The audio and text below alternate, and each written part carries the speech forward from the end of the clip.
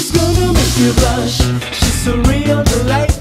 She always keeps you waiting, and you know that's alright. She's anything typical, the kind of girl you can describe as mythical.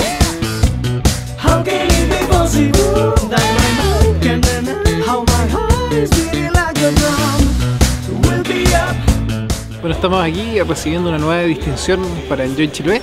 Estamos sumamente contentos de una distinción que nos otorga Cernatur, es el sello S de sustentabilidad, en que nos premia como una empresa que respetamos a nivel social la comunidad, no solamente con la gente, sino que también con nuestras instalaciones, nuestro entorno, que no destruimos ni rompemos la estructura acá de la isla.